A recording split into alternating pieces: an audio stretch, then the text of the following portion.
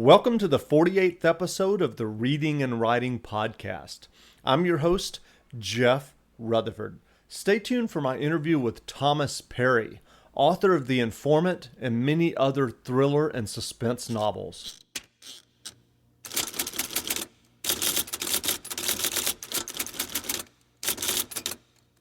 Well, this is Jeffrey Deaver, author of, most recently, The Burning Wire, and soon to be author of the next continuation James Bond novel. I spend a lot of time writing, a lot of time researching my books, but when I'm not doing that, I love listening to the Reading and Writing Podcast, which you can hear at readingandwritingpodcast.com. Well, welcome back to the Reading and Writing Podcast. Today my guest is Thomas Perry, author of many suspense and thriller novels, including the Jane Whitefield series.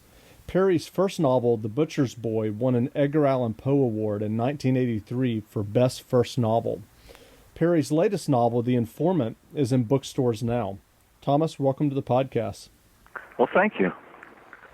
Great. Well, in your latest novel, The Informant, The Butcher Boy returns. This is the third novel that you've written about him. For Thomas Perry readers, all I have to say is The Butcher Boy is back. And however, for listeners who may not have read one of your novels before, can you let them know what to expect with your new novel, The Informant? Well, it's a kind of an odd third book in a series. The Butcher's Boy, the original book, which was written, between 1980. He and I were about 30 years old.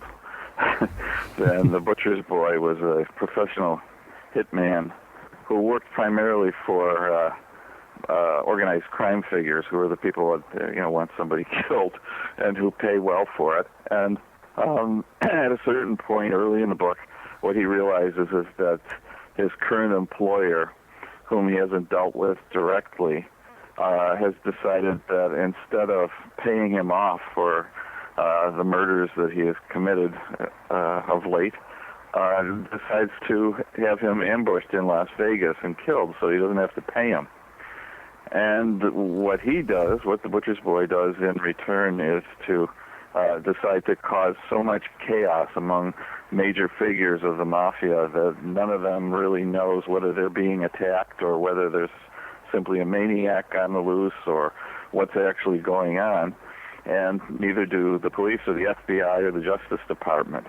And meanwhile, there is a young woman named Elizabeth Waring who is 22 years old and has just gotten out of college and begun her first job at the Justice Department, working in the basement, reading computer printouts of suspicious deaths.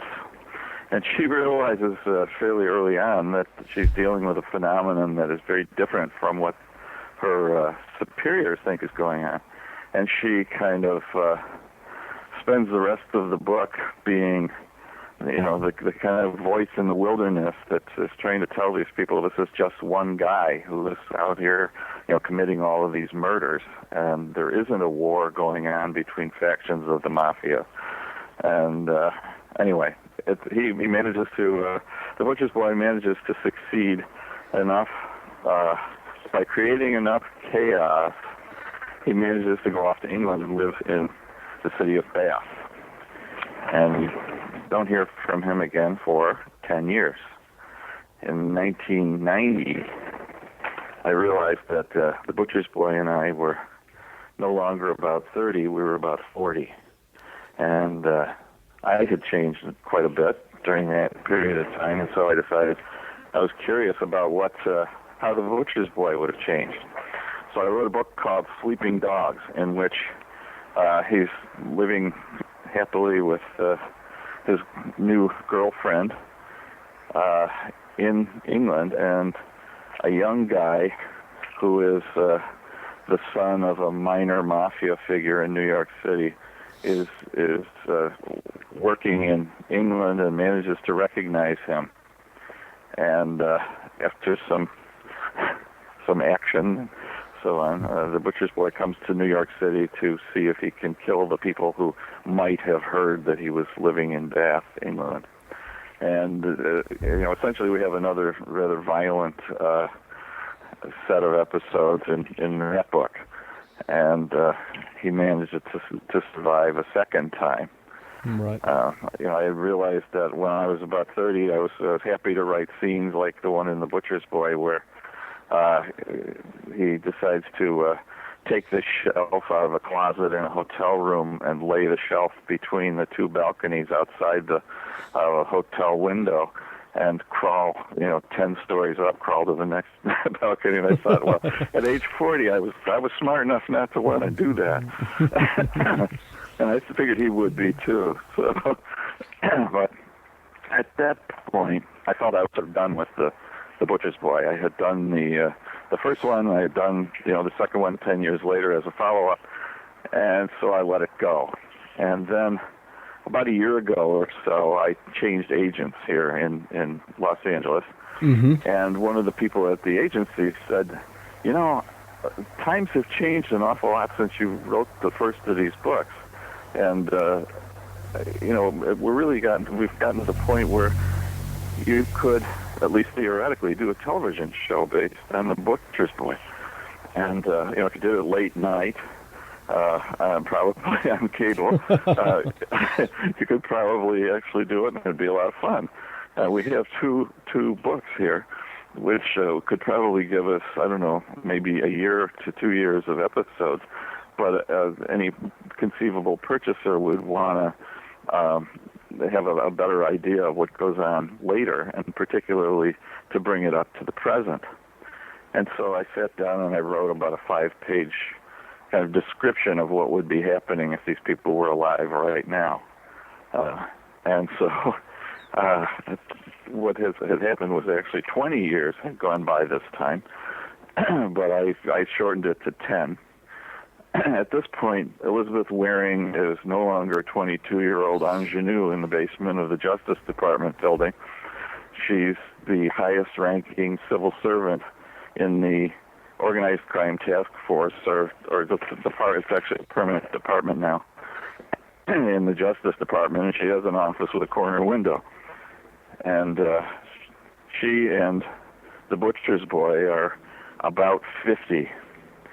And what happens in The Informant is that essentially each of them realizes that he needs the other. The Butcher's Boy has come back from England after all this time. He has no idea who is the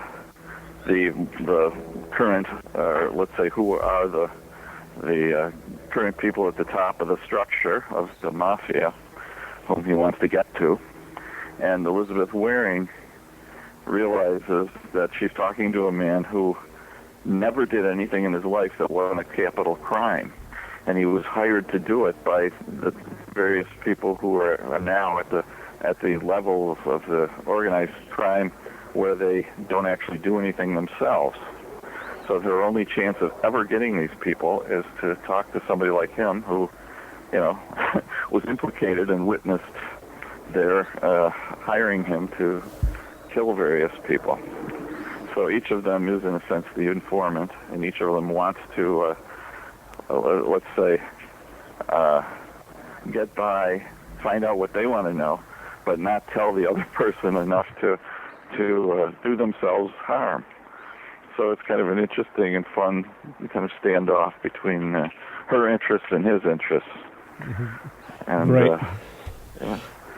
So that was the long, short version. How's that? So you were describing the informant, and obviously, if someone is familiar with kind of pop culture, since you wrote the last book featuring the Butcher's Boy, obviously they're familiar with The Sopranos, and while your books certainly have nothing to do with The Sopranos, I wonder, given the intervening time when you came back to write The Informant, if you were concerned at all that with the Sopranos kind of on the landscape, if to revisit the mafia, if there was any thoughts in your mind in the writing process. Well, there's a question in my mind when I decide to do something, whether I'm going to want to spend a year doing it, whether that story is worth it. In this particular case, as I began to think about it, part of the fun of it really is that the role of the mafia has changed pretty significantly in this country since the 1970s or so, when the first one was set. And part of the plot really becomes the fact that the mafia isn't what it used to be. Sure. And that there are a lot of people who want to sort of revitalize it and make it as good as it probably never was, and as efficient and as scary, and in a sense what Elizabeth Waring and The Butcher's Boy are both doing is preventing that from happening, and so that's part of the fun of it. I don't really feel as though the mafia has been burned in the sense that you can never use that as a villain again or something. It's The Sopranos was really a terrific TV series. In a sense, books and TV series live in different universes, and so I don't really think about it, as a problem. What I do sometimes think about is what reality, gives us. That is, there are. News stories and people who keep track of these things who are, extremely useful to a writer. And I started doing research online, and I realized that I was getting the explanations of things that I remember happening, but that I didn't understand properly at the time. There are. I remember, one thing that was. Actually, I would write this, I think, as comedy. It was when I was in graduate school at the University of Rochester in New York. I can recall the local mafia family was having, various kinds of troubles. I don't know, I guess internal arguments or something. And there was this one guy who kept being blown up. That is, they would just... They would set explosives, and his car would blow up or something, and he would miraculously survive. And there was one time when they set a bomb, I guess, right outside his house, and they blew him up into the air into a snowbank, and he completely survived. This guy, talking about the Teflon down, this guy was, being blown all over the place without, ever getting hurt, apparently. But anyway, these things are kind of fun, and I think yes, there still is organized crime, and sure. But I imagine at this point they're probably on the outside of an awful lot of criminal activities looking in. Sure. Well, what is your research process like? There's a very brief scene in The Informant where you mention a character killing someone in a specific way that's referred to as running the gears. And when I read that, I couldn't help but be curious what type of research you do for your novels. Well, that one is actually, that little fact is actually kind of a bizarre set of occurrences. There was a time years ago when a guy wrote to me from a federal prison that he and his buddies weren't able to get books that, in let's say the numbers that they read them in. They had plenty of time alone and silence to read books, and he was a very an interesting sort of guy, and I wrote back and sent him a copy, or actually a couple of copies, I guess, of books of mine, and in return, what he did was to buy me a subscription to a prison magazine, which was called, I think, Prison Life, something like that. And it was full of short stories that were written, and articles, nonfiction articles that were written by prisoners in the prison system. And I started reading this thing, and I picked up an awful lot of little facts and terms and things that have come in handy later. So it was interesting. I haven't seen it in years, but it was quite a magazine. That's interesting. Well, you mentioned earlier when you were in graduate school, and I know that from reading your bio that you have a PhD in English literature. When you were studying for your PhD, were you at the time, or did you know that you wanted to write the kind of commercial suspense thriller novels that you ended up writing, or is that something that you came to later? What was that process like for you? Well, it was, I always wanted to be a writer. I never really wanted to be anything else but a writer. Or actually, the truth of the matter is I wanted to be everything else, too, and write about it. I wanted to be, sometimes you meet an actor who actually will tell you the truth. And, the fact is, they want to be the villain, they want to be the victim, they want to be the, the comedian and the the person who falls down on his face. They want to be everything, and in a way, that's what writers are too. You want to be everything, and then you want to write about it.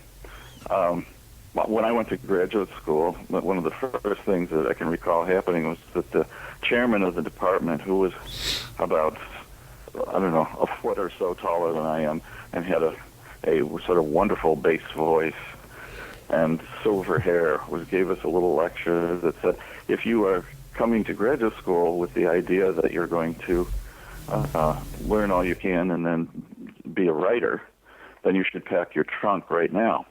Because this isn't really a good thing to do. It isn't the way that, one does that. And, what we do here is to train people who are going to be professors of literature. And what I was thinking about, it sounded like sort of the opening speech of a training class for high priests or something. But you can say I was sort of a stealth graduate student. I studied very hard and worked very hard and read everything I could get my hands on, but I never really intended to give up writing. I thought that it would be nice to have something honest to do for a living that would actually support me, and then do the writing, essentially in my spare time. But in a way that I don't know why that didn't bother me, but it really didn't. I just felt that the way to learn to write is to read. So you didn't pack your trunk? No, I didn't pack my trunk. I still have the trunk. Actually, now I keep earthquake gear in it, just in case. And so what were you writing at the time? Were you said that you always wanted to be a writer? Did you start out like a lot of writers writing short stories? And was The Butcher Boy your first novel, or were there, for the lack of a better word, trunk novels that you worked on? Well, I started writing, taking the work seriously without taking myself seriously at about age 13 or so. I wrote a short story for an English class and liked it and enjoyed the process, and I found out that it was something that I really liked to do. I mean, I always thought that I wanted to be some sort of a professor or an archaeologist or something, and I realized that at some point or other, everybody who does any kind of research or invention or anything ends up being a writer. They have to write about whatever it is that they do. And so I assumed, okay, no matter what I do, learning to be a writer will be a great idea. But I sort of got caught in the actual process of writing. I loved it so much that I just sort of kept doing it. And it was just, and I'd say I like most people, I started out writing short stories. And when I went off to Cornell as an undergraduate student, I happened to be very lucky and got, as a professor in my freshman English class, a man named Walter Sladoff. And Walter Sladoff looked a little bit like Groucho Marx, and he was sort of a chain smoker. You could do that in class in those days. That was before we evolved to to know you weren't supposed to do that. But he had been the professor who taught creative writing there at Cornell when Thomas Pynchon was an undergraduate. Oh, wow. And he was a poet himself, actually. But between him and Vladimir Nabokov, that was Cornell's creative writing program. And anyway, he was a terrific kind of professor. And at a certain point, he assigned us, to write a poem or two. And then, he assigned us to write a short story or two. And,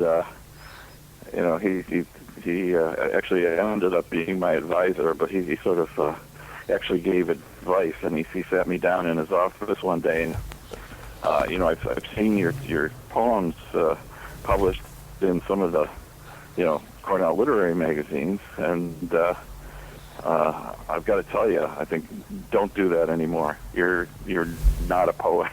You're just no good. He said, you can keep writing short stories. Those are good. But don't do any more poetry. So I took his advice. And but the short stories just tend to get longer and longer as you write, if you really love to write. And so I wrote, an undergraduate novel, which was pretty awful. And then, over the years, I wrote other things as I was going through graduate school and going, after that I got a job at the University of California at Santa Barbara for a while. And, I was writing there. So, it continued to be fun, so I continued to do it. That's great.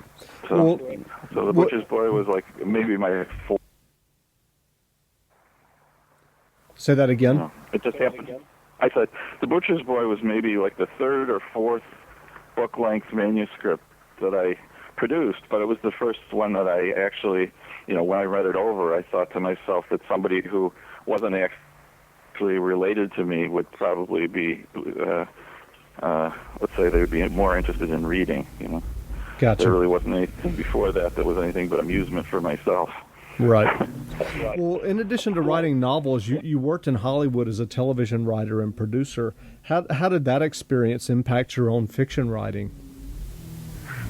That was kind of an odd situation. I was working at the University of Southern California in Los Angeles at that time. What happened was my second book, Metzger's Dogs, came out, and I got a call from a man named Jim Corus, who was a vice president at Universal Studios. And he said, he introduced himself to me over the phone and said, how would you like to write, television? I can see that you do dialogue pretty well and so on. And I happen to read one of your books. And if you were to try this, you could possibly do pretty well. And I said, gee, thanks a lot for calling, but, I'm really busy right now. I have a couple people in my office, and, I've never seen a script. I don't know anything about it, and so you've got the wrong guy. And he said, well, talk it over and think it over, and I'll give you a call tomorrow. So what I did was I walked down the hall to my wife's office and did my substitute for thinking, which is to tell her about it and say, what do you think? And she said, well, why don't you give it a try and see if you like it. And if you get into trouble with it, I'll help you out. And, this was not an empty offer because her father had been a television writer and radio writer and everything. He had worked for Bob Hope for about 38 years. And so she had at least seen a script and been to a taping. Right. I had no idea what any of that stuff was. And so I went to Jim Corus's office, and he introduced me to the people on a show that was going at that time called Simon and Simon. And he said, what they did was they gave me an assignment for a script, which I began to write, and I did get into trouble with it, and I did ask for her help. And so for the next 11 years or so, she and I worked as writing partners in television. And, you know, it was a fun time. I liked it. I really enjoyed it. It's not very much like writing novels. You know, you know, people, the cliche is it's a collaborative medium. Well, you know, the cliche in this case is absolutely true. And, you know, you spend an awful lot of time with your colleagues sitting in rooms and kind of, you know, what's called breaking stories. That is, somebody, you know, has a pitch for a story that they want to write, and then everybody else kind of pitches in to help, you know, work out the actual beats of the story. And when you've gone through that process, you get sent away to write your actual script. And, you know, when you're done with it, you go through the same process again. You know, everybody has an awful lot of suggestions, and then the script goes to the network, and then it goes to not the network, the studio first, right. And then the network. And everybody gets a few things to say about it, and then it goes through a read-through, and the actors get a chance to say something about it, and the director. And so by the time you're done, you know, you often have the product of an awful lot of different minds. And of course, you know, not everything that's gone in there is something that you necessarily think is the very best thing in the world. But what happens is you then, you know, go to dailies, and they, you know, everybody watches what's been filmed, and, you know, if somebody comes up to you and says, "Gee, that's really a great script," you know, do you say, "Gee, it would have been a better script if all these guys had left me alone"? No, what you say is thanks. Yeah. You know, you take credit for everybody's work. Yeah. So, you know, it actually was a fun time for me. It was really a pleasure. But, you know, at a certain point, you know, your life turns in a different direction. And in this case, what happened was that our first daughter was born just about a week after we had a show canceled out from under us, and which was not unexpected, by the way. It's never unexpected. It's like watching a ship sinking. And but you know, at that point, my wife said, you know, I want to be, you know, full-time mom and stay at home and all that.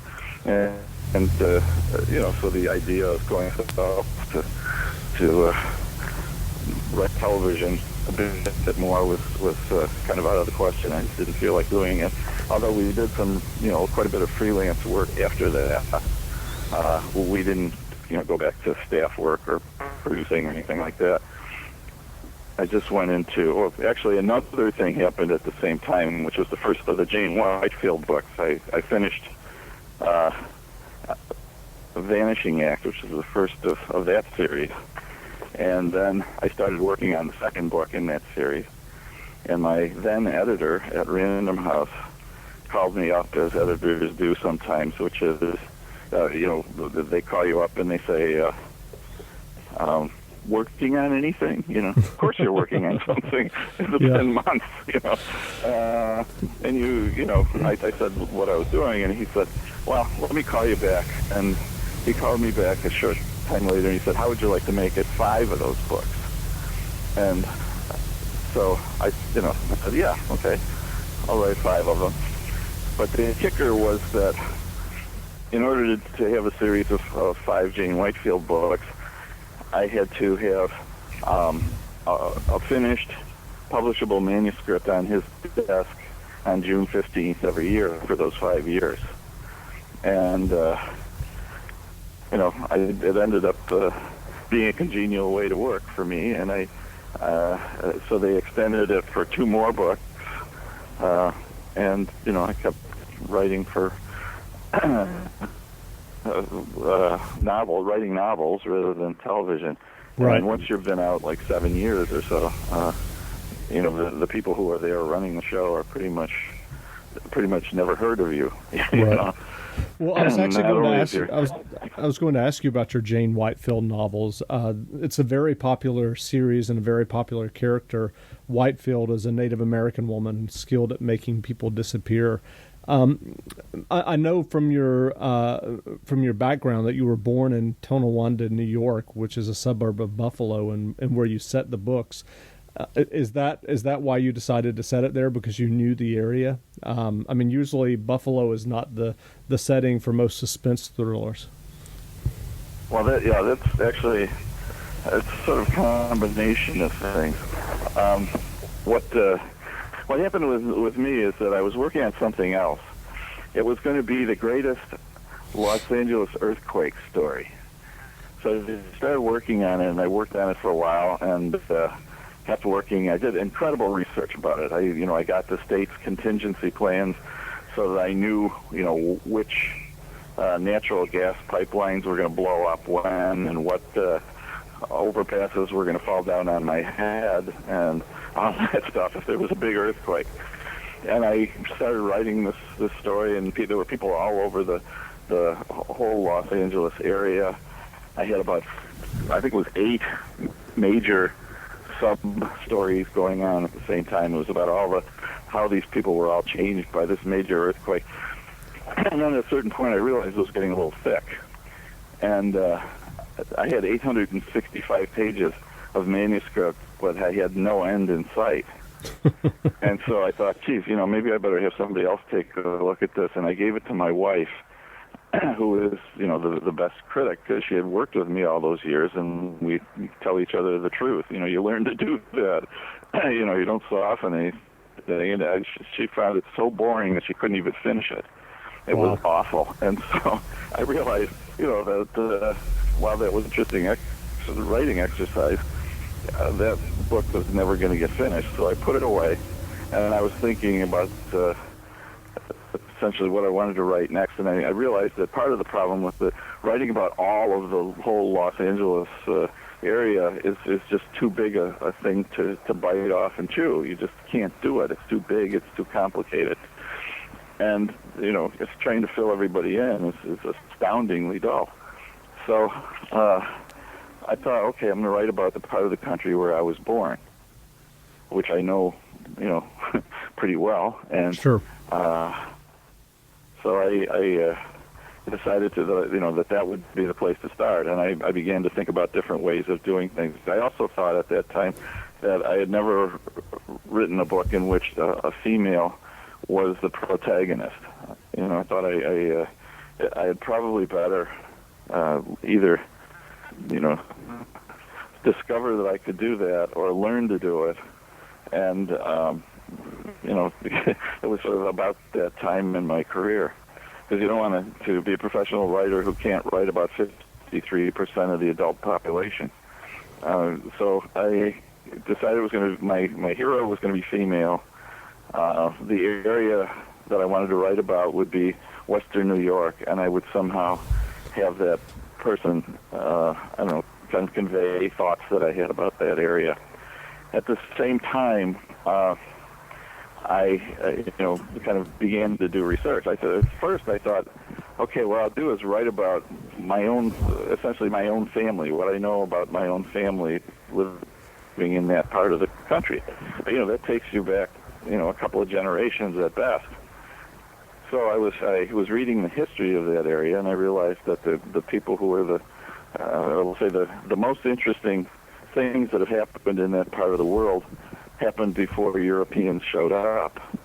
It was right along the area, right along the Niagara River, has always been an incredibly strategic place. Mm-hmm. And right across the Niagara River from where I grew up, there's a part of Grand Island, which is an island about 9 miles long and maybe 3 miles wide, or 5 miles wide. And right on that point is there's a deposit of flint, which is very rare in that part of the state. Mm-hmm. And there were people knapping tools there, essentially as the ice age was receding. It's been there. People have known about that spot forever.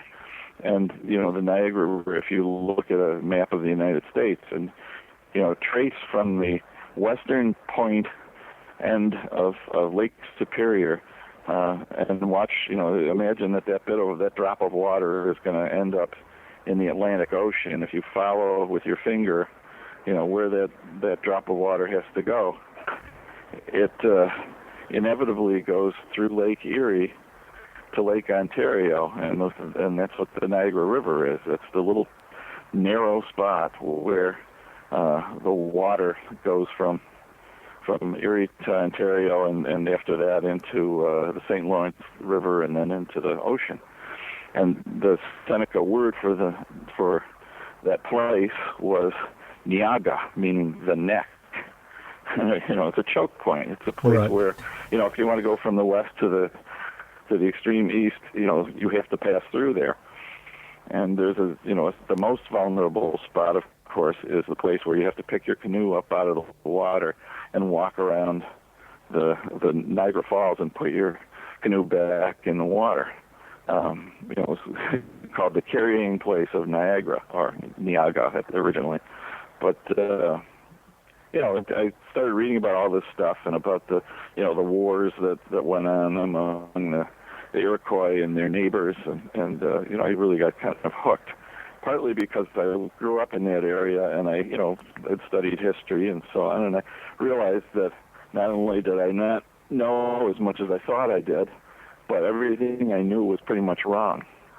So, so I, began to study, and I realized, okay, that Jane was going to be a Seneca Indian, and she was going to, live somewhere in that part of the country, and her profession came about through another series of sort of I don't know, kind of long-term thinking. I realized that if somebody was going to make a living making phony $20 bills, they could also make a living making phony driver's licenses, and they're not really much harder to make, or they weren't in those days, and you could get a heck of a lot more money for it. Right. But I decided that Jane would be somebody who was benevolent rather than a criminal. Her attitudes about things really have more to do with her ethnicity and the history of her people than it has to do with any kind of criminal intent. She never has a criminal intent. So, she wants to help people. Someone that she meets who has a serious reason to believe that he's likely to be murdered or is about to be murdered is a potential client of Jane's. Jane takes them to other parts of the country and gives them new names and new identities and teaches them how to live as new people, which is a situation that I've always thought had interesting dramatic possibilities. The idea of being in trouble and then suddenly having to face the choice of who am I going to be, what am I going to, essentially what am I going to do with the rest of my life? I have a reason to stay hidden, but at the same time, it's kind of an opportunity. Right. If I were to start over, who would I be? And so that's part of the fun of the Jane books. Gotcha. Do you plan to write any more of the Whitefield novels? I'm sorry, I didn't hear that. Do you plan to write any more Jane Whitefield novels? Funny you should ask. I have written the next one. The next one is probably going to come out next spring, and it's the 7th Jane Whitefield book, and I'm calling it Poison Flower. The reference there is that Jane has always promised all of her clients that if she were ever captured by their clients' enemies, she would die rather than give them up. And so she feels that if she doesn't carry with her at all times the means of dying, that she would be lying. Her promises would be lies. So what Jane does is makes a kind of mash of the roots of a water hemlock plant, and then distills the juice so that's a little more potent, or actually a lot more potent, and she carries it in a cut glass perfume bottle in her purse, so that if the time ever comes, Jane will, gulp that down and finish herself off, which is actually a variation on the traditional Seneca method of suicide, which was to take 2 bites of a water hemlock root and you would be dead within 10 minutes or so. Wow. It's the most poisonous plant in the Western Hemisphere. It's, or actually I shouldn't say the Western Hemisphere, in North America. Right. Keep forgetting about South America, but it's the sort of common name for it is cowbane, because if a cow that's out foraging in a pasture comes across one of those and eats a root, your 1,000-pound cow is going to fall over dead. Wow. And it's quite a potent poison. So anyway, so we have that to look forward to. Yeah, I like it a lot. I think, probably people who have read any of the Jane books would like it too. Because what That's I do great. with Jane in that one is actually put her in her worst situation ever, which is the kind of the lowest point that any of her clients ever gets into. She is in a city 3,000 miles away from home. She has no money, no identification of any kind. She's completely alone. She's being hunted, and she's got a bullet wound. So I try. Wow. Part of the book is her digging her way out of that. Yeah, you're not making it easy. No, it's as hard as I could possibly make it. So. Well, when you speak with writers, and I know that you mentioned earlier before you got into writing for TV that you were a professor yourself or a teacher. When you speak to writers and aspiring writers, what kind of advice do you give them if they are seeking publication? Well, it varies. It varies on let's say on the level of thinking that they have reached. A person who loves to write and has always written for fun, and who is fairly serious about it. All you have to do is encourage them and kind of sometimes tell them how. Well, let's say it's a very good idea to get an agent, for instance. I would tell them to do that.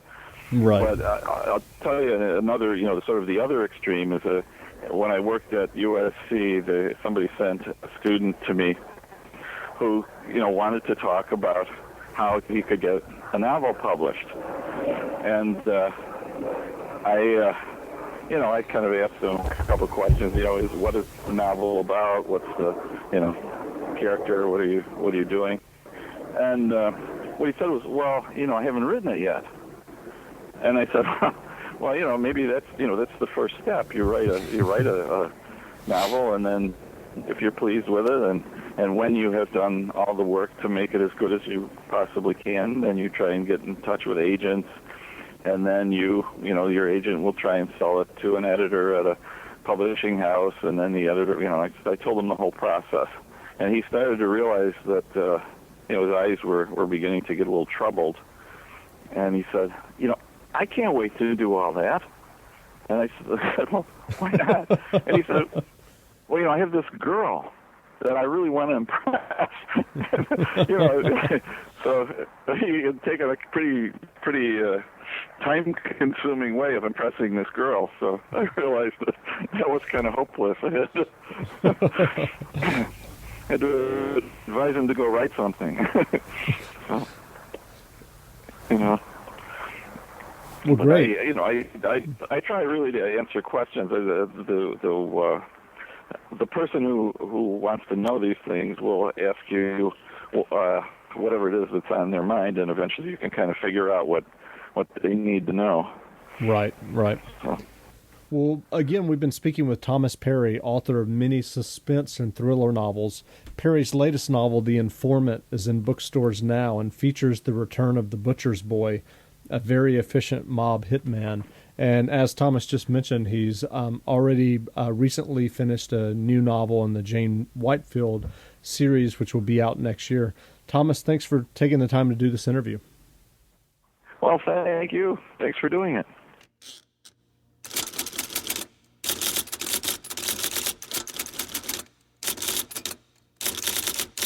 This is Lee Child, and I'm listening to the Reading and Writing Podcast. Thanks for listening to my latest podcast. If you have a chance, please leave a review of the podcast in iTunes. It only takes a moment. Until next time, read some good books and be well. Susan, it's so great to finally be able to get together again. Oh, it sure is. And I really appreciate you picking up the bill. I'm happy to. I've got the extra cash. Since we've all been driving so much more again, I've been using Get Upside, the free gas app that pays you cash back for every gallon of gas you buy. Wait a minute. Are you saying you actually get paid cash when you buy gas with the Get Upside app? Yes, up to 25 cents a gallon. Cash back every time I buy gas. Does that actually add up to anything? Some months I make $200 to $300. Wow, that's serious extra cash. I'm downloading the free Get Upside app now. Download the free Get Upside app now in the App Store or Google Play to save up to 25 cents a gallon when you buy gas. Use promo code PHIL for a 25 cents a gallon bonus on your first tank. That's up to 50 cents a gallon on your next fill-up. You can cash out anytime to PayPal or an e-gift card for Amazon and other brands. Just download the free Get Upside app and use promo code PHIL for a 25 cents a gallon bonus on your first tank. That's code PHIL.